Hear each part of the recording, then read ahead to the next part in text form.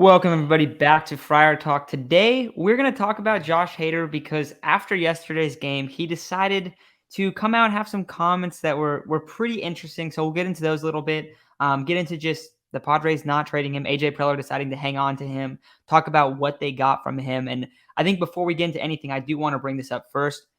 At the trade deadline, all three of us were big advocates of moving Josh Hader. Now, we weren't trying to have the Padres full on sell. We didn't think that they should be full on sellers, but moving Josh Hader made a ton of sense.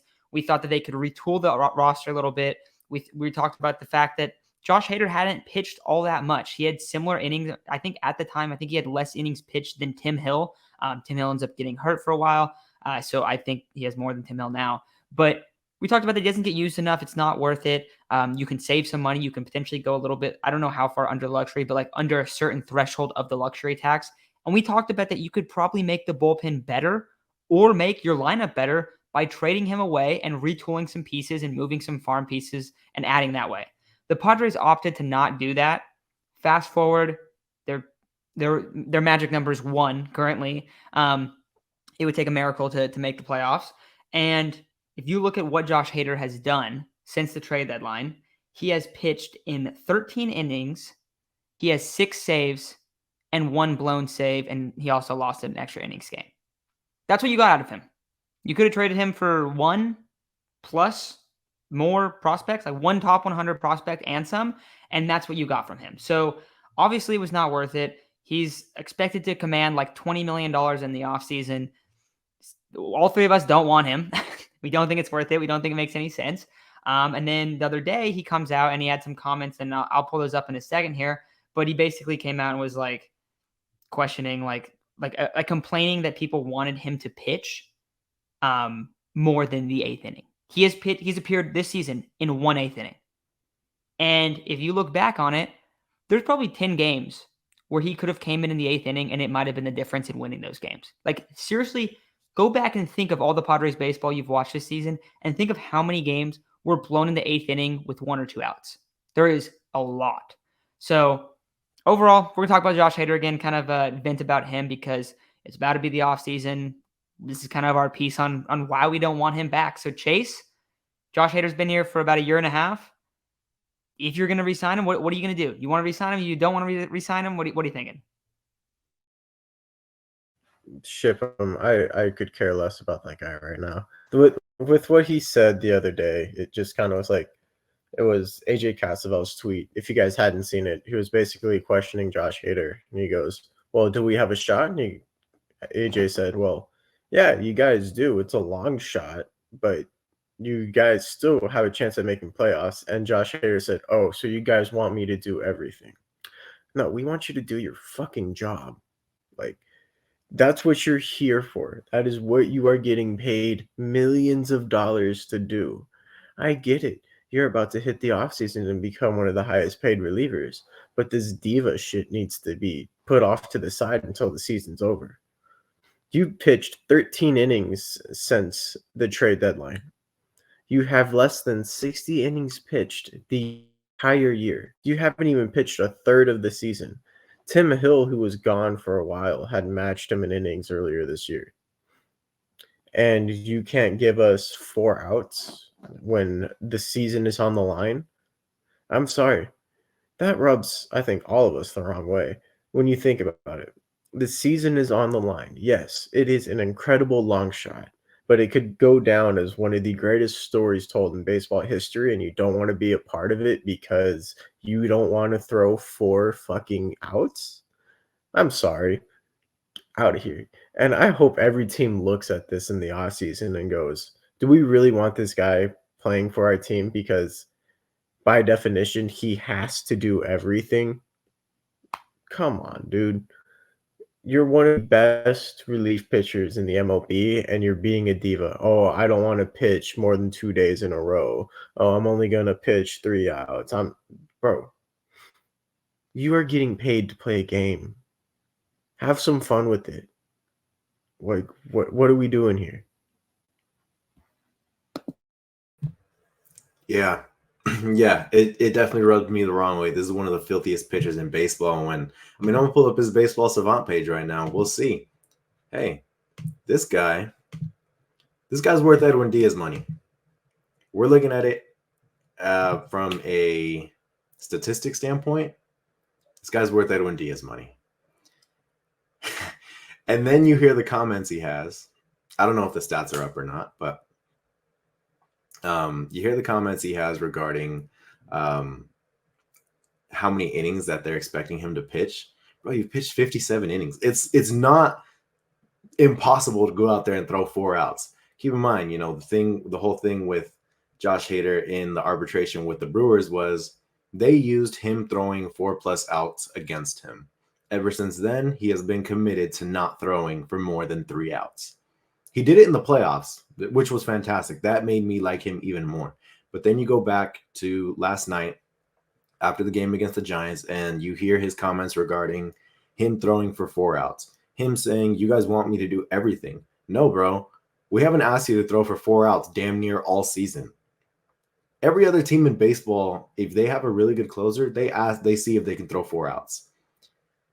And if offered another contract, not by us, it won't be by us. If it's by us, then AJ Preller, you have a damn issue with building on top-heavy talent, because we've clearly seen that building with top-heavy talent did not work for us this year, because now you got a bunch of egos that are clashing, whether it's against the organization, against the fans, whatever it is. They're just clashing. It's not working.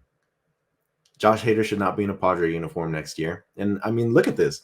He's one of the best pitchers in all of baseball. He's one of the best closers, if not the best closer of our generation. But he's throwing 57 innings. You pay him Edwin Diaz money, which is around $20 million AAV. 53 innings. I'm sorry. Yeah, you're right, Chase. 53 innings. 20 million divided by 53 is a little over 350,000, something like that. 350,000 an inning if he goes at this pace somewhere else next year. He might win more next year. But what if he doesn't? And you just paid him 20 million. There's guys in the league that make 800,000, a million, 5 million that are more valuable than a $20 million pitcher, even with the numbers that he has, because they're willing to go out there and play 162 games, throw over 100 innings, go 7 innings. So I at first had wanted Josh Hader back, thinking, every dominant team could use a dominant closer. If your dominant closer is only going 53 innings, and keep in mind, some of those innings aren't even in safe situations. Of those 13 innings after the All-Star game, some of those were just, well, shit, let's just throw them out there because we don't want him getting rusty. I would say there's a good 4 of those, maybe 3. But either way, he hasn't been put in a bunch of safe situations. Quite frankly, I remember the downturn of the season being the Mookie Betts home run in the 9th inning against Josh Hader. And then they kind of picked it up a little bit. And then they went to San Francisco and he walked in the game-winning run. Now, that's not to say this season is on Josh Hader. One of the main reasons we win is because he comes in and closes the 9th. But maybe one of the main reasons we could be in the playoff race, or we would be in the playoff race, is if he was willing to throw an extra out. So that 20 million should not come from us. However much money it is, it should not come from us, because there's more significant holes in the roster than a guy that isn't willing to go another out to get his team an extra win. It's a lot of selfishness right there. And I hate to be the one to rip on players, man, especially a player as electric and good as Josh Hader. But if there was an award for dumbest comments throughout the season, the Padres would win it. Some of them have been just defending the team, and some of them have been very selfish comments. But in my opinion, this one takes the cake because the elimination number was already 2. You can only lose 2 more times, or have other teams lose 2 more times. Or win 2 more times, I'm sorry. If you go out there and throw that extra out and they win, it's still 2. But because you didn't and they lost, now it's down to 1. So those playoff chances that you were talking about just went down because you were willing to give your team an extra out. Yeah, no, and it is frustrating. I mean, he's had I think it's 36. I think it's 36 save opportunities. He has 31 saves currently. But like you said, he's pitched 53 innings. There's no way that you can say that, oh yeah, For 53 innings, we're gonna give this guy $20 million. Or Isaac, you were talking about the money. If it's $20 million over 53 innings, that's even more money than that. Let's see, divided by 53, and I'll round it up. I'll say 55. Let's say he pitches 2 more innings, and that's about where he usually pitches. I think the year before this he had 50 or 51. Year before that he had 58. You have to go all the way back to 2019 and 2018. Those are the only 2 years where he's pitched over 60 innings. So let's say he pitches 55 innings, gets paid 200 mil, right? Let's see. Sorry, slow at math. That's gonna be like so much money, dude. Like that's just not worth it. And you talked about like you can get guys. What's Tom Cosgrove making? He probably has close to that. I know Garcia has more than him. He has 5 more innings pitched. He has 58 innings pitched. He hasn't been good this year, don't get me wrong. But you can find bullpen arms that are still somewhat effective for way less.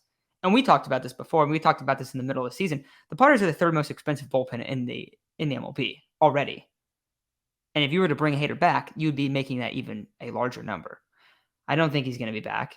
I don't think that's going to happen. It seems that Blake Snell also isn't going to be back based off some like recent posts from his girlfriend being like, man, I'm going to miss San Diego so much, which sucks. So, but like, there's no way to justify bringing him back. And after this was kind of like the nail in the coffin. I'm like, all right, yeah, Hader's gone. And it's also like another time to be like, why didn't they trade him? It still makes absolutely no sense. I guess the players wanted to keep him and stuff, but are we really going to try to base our decisions off what the players have wanted to do? Because if that's what we're doing, that clearly has not worked. Like very obviously has not worked. And it seems that one of the big issues with the Padres culture and with the organization is that players have too much say in decision making. I think Bob Melvin's alluded to that. I think people have like kind of said that, yeah, this is ridiculous. So yeah, I mean, I think Josh Hader is, it doesn't make any sense to keep him. And the comments were pretty outrageous considering that he's pitching 53 innings in a year and complaining that the Padres want him to do everything when he's appeared in one game in the 8th inning, one single game. So I don't know. That's kind of where I'm at. Chase, Isaac, anything else you guys got? Did you see Bob Melvin's interview when they're questioning him why he couldn't come out? By chance, did any of you guys see that? Sorry, my internet cut out there for a second. But yeah, you could just tell he's just sitting there, and the reporters are asking them the question, like, why wasn't he available? Well, that's just how things are. Have you had that conversation with Hader?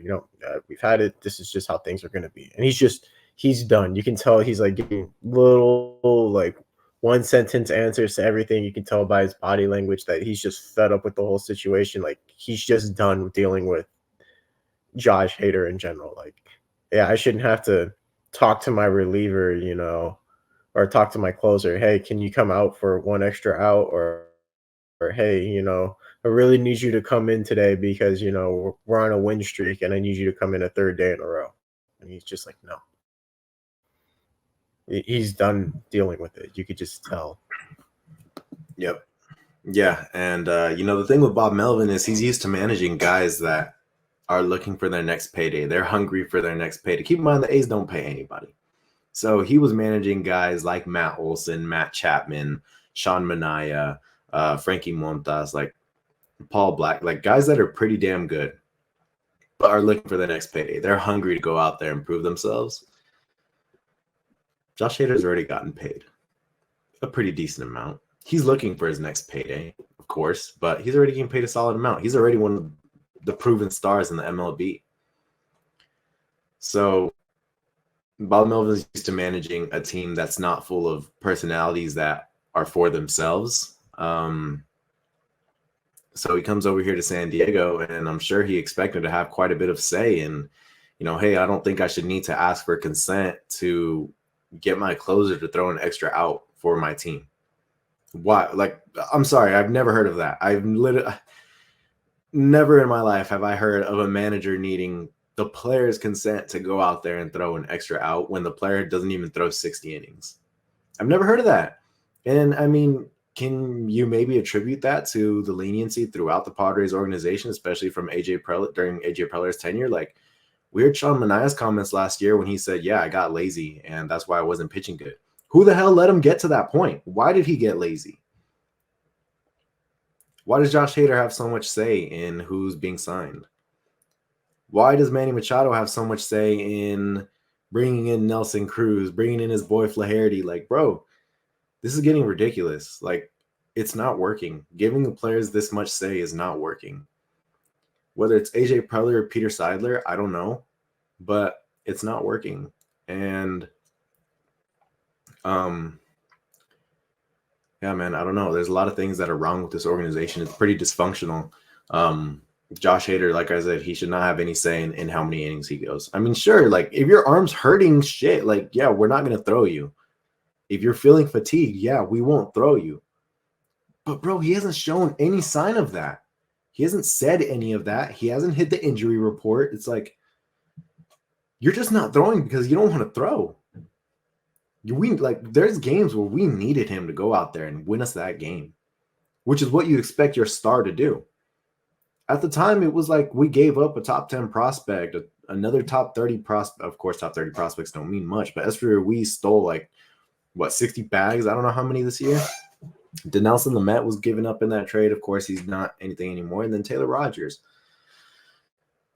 It wasn't, at the time, it was a hefty price because Gasser was in that trade. But right now, of course, yeah, we're looking at it in terms of the Padres won the trade. But it doesn't matter if the Padres won the trade because they didn't do shit with it. They didn't go to the playoffs. They didn't win a World Series. They might not even go 500 because this guy's not willing to throw an extra out. So whoever pays him, it's a long road. It's going to be a long road. Like Matt said, let's assume he throws 55 innings divided by 20 million. You're paying him $360,000 an inning. For 3 outs, you're paying him $360,000. That's $100,000 an out. $120,000 per out. I'm sorry, but I can't. I think I speak for every Padres fan. I hope I speak for every Padres fan in this. This guy can't be back. He can't be back. And skill-wise, if this guy was throwing 70 innings, bring him back. Sure, whatever. He's fantastic. One of the best pitchers, closing pitchers I've ever seen. But it feels like this team has enough personalities. And I hate to say that because I never thought of them that way up until now. But it really feels that way, and I don't think we have to worry about Bob Melvin being fired anymore. I think we have to worry about him resigning. Isaac, it's so funny you said that. I was going to ask that, and we haven't talked about this ever off air. But I was like, you hear all this stuff, and Chase brings up how Bob Melvin's talking. You're kind of like, is he just gonna leave? Because it's bad for him. People keep ripping in the Bob Melvin, oh, he doesn't do this. He doesn't. He doesn't motivate the players, right? That's one of the big things you hear. Bro, he's probably just tired of it. This is not good for my career. And he's also at the end of his career, but he's this is screwing it up. I'd rather just go somewhere else. He'll get signed somewhere else. He'll be a manager somewhere else if he wants to. But yeah, I think you're right. And I think you brought up for another team to sign him, how expensive that is. We were talking about this before we got on, but imagine if Josh Hader goes to the Yankees or the Phillies. And I don't think he's going to go to the Phillies, but I think the Yankees I think that's a pretty practical landing spot. He is going to get ripped apart by the media. Padre fans already rip him right now. It is going to be night and day compared to that if he goes to New York and every day it's oh, Hader couldn't pitch. He couldn't pitch. And maybe that changes if he gets a contract or whatever. I don't know why we would think that because apparently it's not even about that right now because he said, you guys want me to do everything.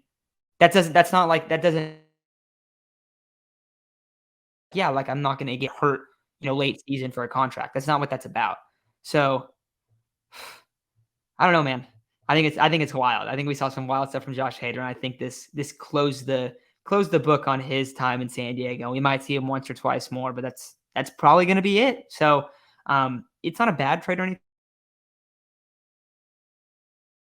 I think they definitely did not capitalize on an opportunity to get him, have him pitch in last year's playoffs, recognize that, hey, we're not going to bring this guy back. We can trade him for a good amount at this deadline and end up gaining prospect capital and having a huge win in this whole situation. But they don't do that. Now Hader has some crazy comments, and like you said, the Padres probably lead the league in crazy comments, so not much new. But I think that's going to do it. So thank you all for listening. We'll be talking about the Padres culture, about Luis Campusano. I'll have a couple episodes out later this week. So make sure to check out those. But yeah, so I think that's going to do it. So have a great day, everyone. Obviously, it's football season. We've been talking a lot about football. So we'll continue to do that as well, talk about the Padres. And pretty soon it's going to be off-season talk. We'll talk about the MLB playoffs as well. But yeah, thank you all for listening, and we'll talk to y'all soon.